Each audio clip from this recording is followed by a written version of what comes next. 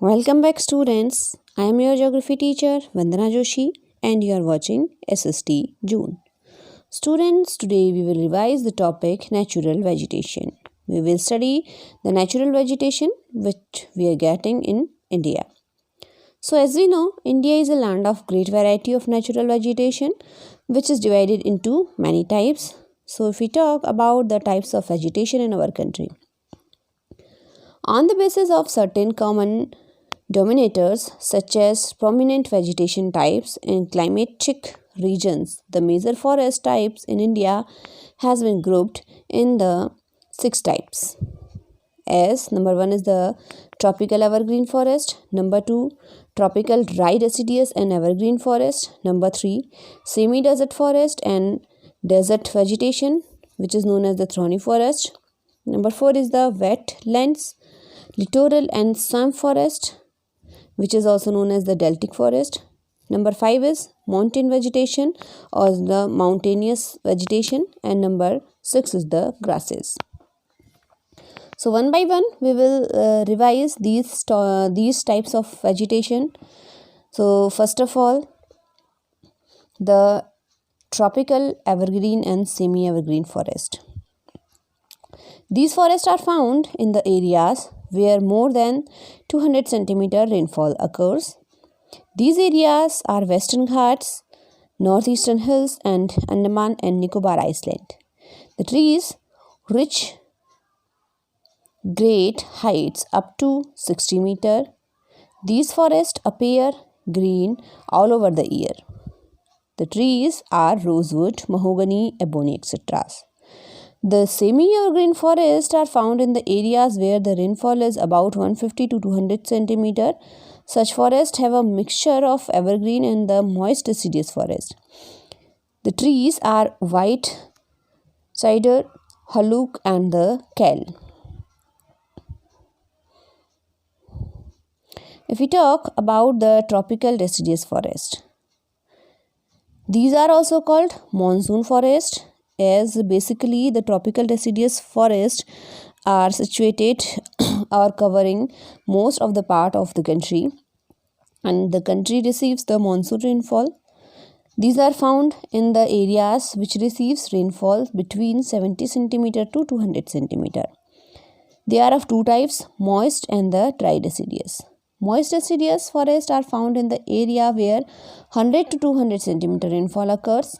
These areas are foothills of Himalayas, eastern slopes of Western Ghat and Odisha. The trees are teak, sal, shisham, sandalwood, amla, kusum, mahua, etc. And the dry deciduous forests are found where the rainfall ranges between 70 to 100 cm. These are found in the Peninsula and Uttar Pradesh and Bihar. These forests shed their leaves in the dry season. Tendu, palas, amaltas, bale, kher, etc. are the common trees. Now number 3 is the tropical thorny forest. These forests are found in those areas where they receive rainfall less than 50 cm, consisting of a variety of grasses and shrubs.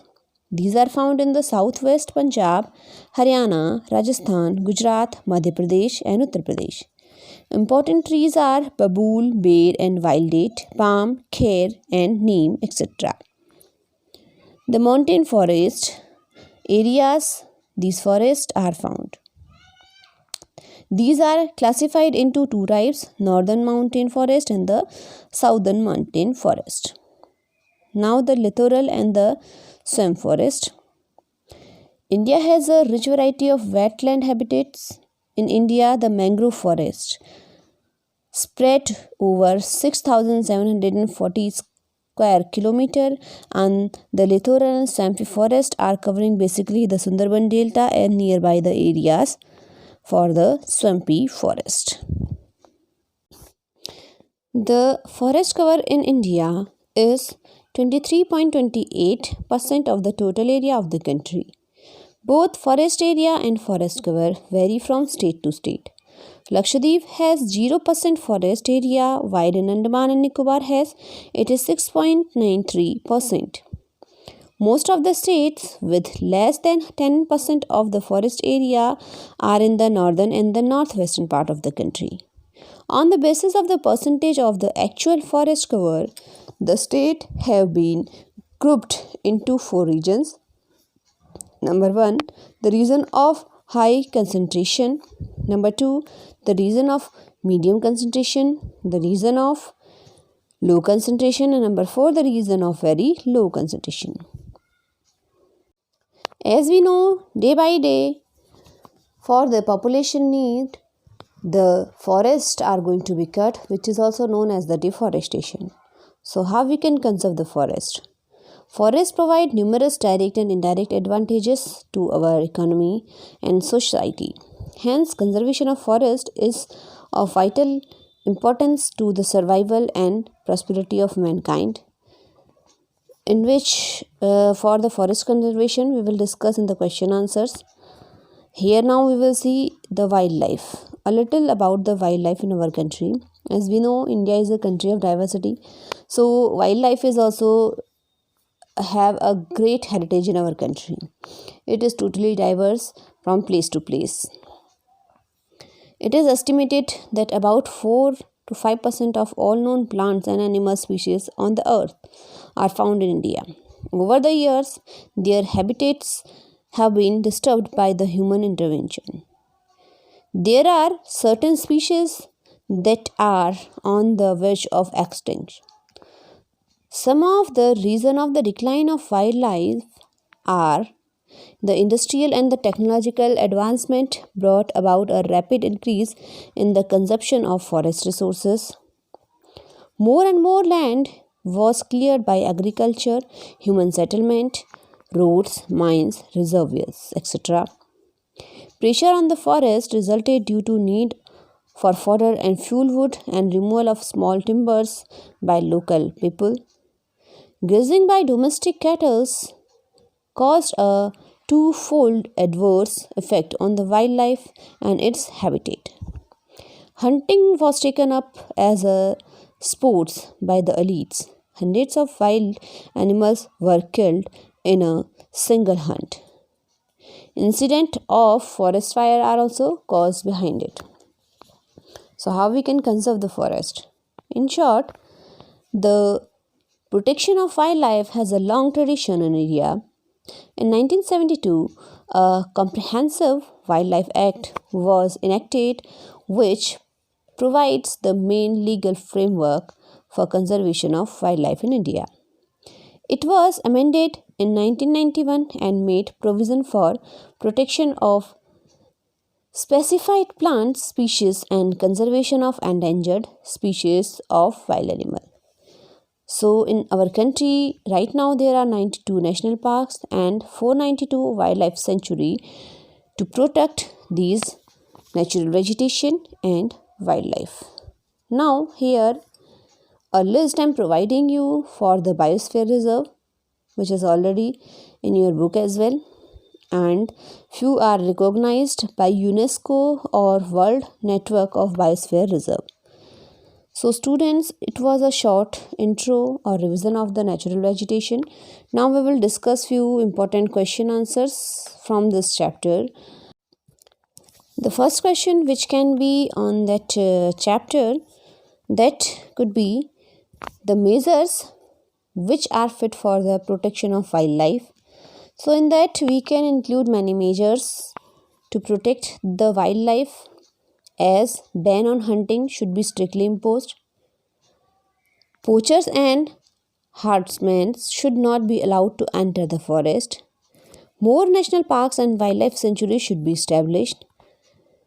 Captive breeding of wildlife should be encouraged.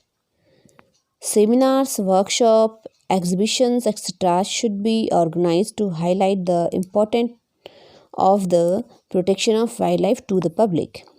Adequate medical facilities should be provided to the wildlife, and proper conditions should be created for the living and breeding of the animal. So it can be few measures. You can include more measures on it. Next question. What is a biosphere reserve? Where and when was the first biosphere reserve of India developed? There is a great biological diversity on our land. Vast areas have been reserved for the preservation and protection of flora and fauna of the country in their natural form. Such areas are called bioreserve. In these areas, natural plants and animals are protected for the use of future generation. The first biosphere in India was set up at Nilgiri, covering an area of 5,500 square kilometer. Another biosphere was set up at Nanda Devi in Uttarakhand. Question number 3 can be, what are exotic floras? Describe ways in which the exotic species of plants are creating problems for us. Give the name of 2 such plants. So students, if we talk about the exotic floras or plants, the species of plants brought from outside are termed as the exotic flora. These plants are creating problems for us in many ways. Most of these exotics are troublesome weeds. They rapidly multiply and spread very fast as they don't have any natural enemies to curb their faster growth. They prevent the growth of economic plants. They reduce the useful land cover. They have become a hazard for public health as they indirectly spread some of the diseases. Lantana and water hyacinthum are 2 examples of such exotic plants. Students, next question can be, what is the Project Tiger? How many tigers reserves are there in India? Tiger is the national animal of India. It should be preserved carefully. It is among the endangered species of India. Periodic censuses are undertaken to find out the latest position and trends in this regards. Project Tiger has been a great success. Now there are 16 tiger reserves in various parts of the country. Some tiger reserves are the Hazaribagh National Park, which is situated in Jharkhand, followed by the Kanha National Park in Madhya Pradesh, Tadoba National Park in Maharashtra, the Corbett National Park, and Sariska. Corbett National Park is in India and Sariska in Rajasthan. Students, to conserve the forest in Uttarakhand, one movement which was known as the CHIPKOO movement was very famous in Uttarakhand. So question is, what do you mean by CHIPKOO movement? Why is conservation of forests necessary? So students, afforestation is vital for the protection, regeneration and development of forest. CHIPKOO movement is a movement launched by non-governmental organization for afforestation where forests have been cut. It created awareness and encouraged active participation of masses in tribal areas. Forests are valuable resource. The conservation of forest is essential for ecological security. Forests meet the needs of ale fodder and timbers of the people. They meet the requirement of raw materials for village, small scale and large scale forest based industries. For this, the social forestry, frame forestry and production forestry and programs have introduced to cover an area of 16.55 lakh hectare besides planting 378.5 crore saplings under farm forestry. As a term, social forestry is in our book. So what is social forestry? What is the importance of social forestry in India?